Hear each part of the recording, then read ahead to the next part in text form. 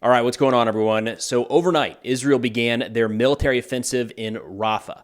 We're going to talk about what we know in terms of details of that operation so far and take a look at this ceasefire proposal that Hamas agreed to yesterday just before this operation kicked off. It's a lot to get into, so I'm glad you're here. Israel says that overnight their 401st Armor Brigade captured the Gazan side of the Rafah crossing. They say that the crossing with Egypt has now been disconnected from the Saladin Road in eastern Rafah, which was separately captured in the overnight offensive. Now, to give an idea of what we're talking about here, I thought I'd pull up a map and kind of run through it from there. This is live UA map. Not a lot of map updates to be had in this war compared to what we're seeing in Ukraine. But either way, this is one of those services. Starting with an overview of Israel, we're going to move down here to the southern portion of the Gaza Strip. The way that the Israeli offensive operations through Gaza at this point have really played out is, by and large, they've started up here in the north. At times have cut the strip in half, moving over to the Mediterranean, sealed off certain areas, and carried off operations like they did in and around Gaza City up here. They slowly moved further south through central Gaza, recently conducted operations in Khan Yunis and withdrew forces from there just a few weeks ago. And now Rafah, right here at the bottom of the Gaza Strip. Zoom in a little bit further here. Just on the left side, this is Egypt. So this border is between Gaza and Egypt. The bottom right corner here is Israel. So you see the three, Gaza, Israel, and Egypt coming together right around here's the Kerem Shalom border crossing, the area that has come under fire recently by Hamas. There were 4 Israeli soldiers killed at the outpost here just a few days ago, and this checkpoint has since been closed. And then you've got the Rafah border crossing just a little bit further north here. So these two checkpoints, Rafah and Kerem Shalom, were bringing a significant amount of aid into the refugees, the displaced Palestinian civilians that had made their way down to Rafah from other portions of the Gaza Strip. What we've seen so far in the last few hours is that Israel has largely moved into these areas covered in blue. Again, I wouldn't take this as an exact mapping, just kind of a general idea. They have secured the Rafah gate here and have taken over control from the Gazan side.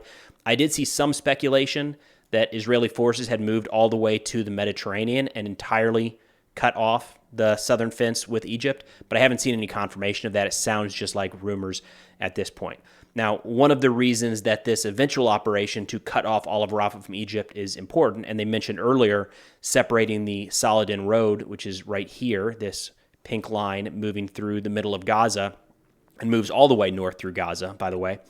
The reason that this cutoff is important is historically Hamas has been able to use smuggling tunnels underneath this border crossing to move all sorts of goods into Gaza. Everything that might be needed. I mean, you can find things like cooking materials and clothes at times being smuggled into the black market in Gaza. Other times, plenty of military equipment. So there's a need to shut off these smuggling tunnels. It's not clear how many of those are still in operation between Gaza and Egypt. The Egyptian military has cracked down on those in recent years, showing evidence that they have destroyed 50 or more tunnels not too awful long ago. But either way, one of the concerns for Israel now and really throughout this entire war has been the possibility that Hamas operatives move further south into Rafah and eventually escape underground across the border into Egypt. Israel also says that in the overnight operation, 20 gunmen were killed and troops located 3 significant tunnel shafts in the Rafah area. They say amid the offensive, an explosive-laden car driving towards an IDF tank was struck and destroyed. This sounds like a SVB IED, Suicide Vehicle-Borne Improvised Explosive Device, if the truck was driving towards Israeli forces. Be very cautious with what I just said there. It has not yet been confirmed, but this was kind of thrown in the middle of an overall Israeli report. Not a lot of attention given to it. We haven't really seen that so far in this war. We have not seen the suicide tactics that were prevalent in portions of the war in Iraq, Afghanistan, even Syria. That hasn't really come to light. Historically, Hamas has used that tactic, but we really haven't seen it play out yet on the ground. I'm kind of hedging a little bit as I say that because I have had folks reach out and say that there have been suicide bombers or SVB IEDs that have been neutralized before they've detonated, but I just haven't seen a lot of evidence behind those reports. It's been like a one-off documentation, and I feel like it'd be getting a lot more attention if those were happening. But either way, Israel calling out here that a possible SVB IED was neutralized is notable. They additionally say that more than 50 Hamas sites in Rafah were struck by the Israeli Air Force overnight. It looks like around 100,000 civilians from the Rafah area are expected to have begun the evacuation process. I don't know how many they were able to get out of Rafah over the course of the last few hours, the last 12 to 24 hours. 100,000 is the number of civilians that are likely to be evacuated from the eastern portion of Rafah that the IDF is moving into. Additionally, Israel says that more than 50 Hamas sites in Rafah were struck by the Israeli Air Force overnight, which is a major uptick and coincides with the start of this ground operation.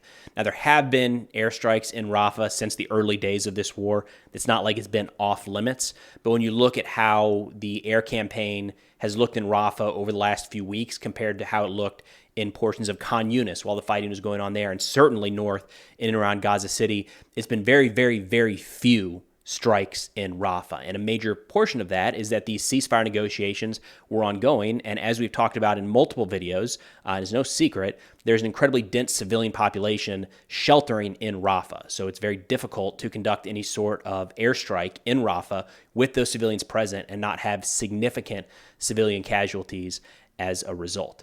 Now, it sounds like the area that Israel is trying to evacuate houses around 100,000 civilians. That's the rough number being thrown out right now, that they're trying to move into one of these new evacuation zones, humanitarian zones that have been plussed up with aid workers and supplies. Now, yesterday, just before this kicked off, there were rumors circulating that Hamas had accepted the terms of a ceasefire. That is true, but also not the whole story, and it's important to get into some of the details here. So it sounds like Ismail Haniyeh, the head of the Hamas political bureau, conducted a phone call with the Prime Minister of Qatar as well as the Egyptian intelligence minister and informed them of Hamas's approval of their proposal regarding a ceasefire agreement. So the proposal put forward by Qatar and Egypt. What's notable there is that is not necessarily the proposal that was agreed to by Israel. Benjamin Netanyahu, Prime Minister Netanyahu's office, said the proposed deal did not meet Israel's demands and it would send a delegation to meet with negotiators, adding, quote, although the Hamas proposal is far from Israel's necessary requirements, Israel will send a working delegation to the mediators to exhaust the possibility of reaching an agreement under conditions acceptable to Israel. So the kind of takeaway here is Hamas agreed to a deal that wasn't on the table, if you will, and made that public and said, we've agreed to the terms, but they weren't terms that Israel had agreed to themselves. Now, we do have, via some reporting from Al Jazeera, possibly the outline of what this peace proposal looked like that Hamas agreed to, but Israel has not yet agreed to. There's a couple sticking points here. The first one's right in phase one, where this alleged deal says in phase one, Hamas would release 33 hostages in exchange for Israel's release of Palestinian security prisoners and a partial Israeli withdrawal from Gaza. Bit of a challenge there, though. We also have news coming out today that Israel had initially demanded that 40 living hostages of the 132 remaining in Gaza would be released in this first phase.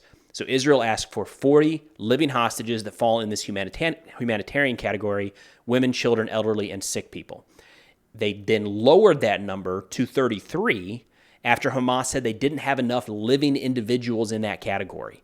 However, now, after that number has already been reduced from 40 to 33, Hamas came out and said some of those 33 that they're going to release under this first phase might not actually be alive. So it's suggesting that Hamas has far fewer living captives still being held hostage than initially believed. Of course, you can see how that's going to be a sticking point for Israel. They don't know how many of their people are still alive that they're negotiating over. The second phase talked about all living hostages exchanged for further prisoner releases and an agreement to put in place a sustainable calm in Gaza. Again, that's a very broad term. One of the major sticking points for Israel is they're not going to end this war while Hamas remains in power, while Hamas has any military capabilities. And Hamas wants to stay in power. They want to remain a viable entity. That's a sticking point. That's a hard line that neither entity seems interested in crossing at this point. And this second phase seems to hint at Israel withdrawing while Hamas still exists. And then a third phase in which all remaining hostage bodies are handed over to Israel and the reconstruction begins, along with an end to the complete blockade of the Strip. Again, Israel has repeatedly laid out their argument here is that they will not accept any sort of deal that puts in place a permanent ceasefire before the elimination of Hamas and before all of the hostages are freed. Now, we do have a Hamas response to the activities over the past 24 hours. They said the storming of the occupation army to the Rafah border crossing with Egypt at dawn today is a dangerous escalation against a civilian facility protected by international law that aims to exacerbate the humanitarian situation in the Strip by closing it and preventing the flow of emergency relief aid through it to our besieged people who were subjected to a war of extermination and systematic starvation by the Nazi occupation. They say this crime, which comes directly after Hamas announced its approval on the mediator's proposal, confirms the occupation's intent to disrupt mediation efforts for a ceasefire and the release of prisoners for the personal interests of Netanyahu and his extremist government, and in the implementation of the plan of extermination and displacement carried out by the extreme Zionist right led by war criminal Netanyahu.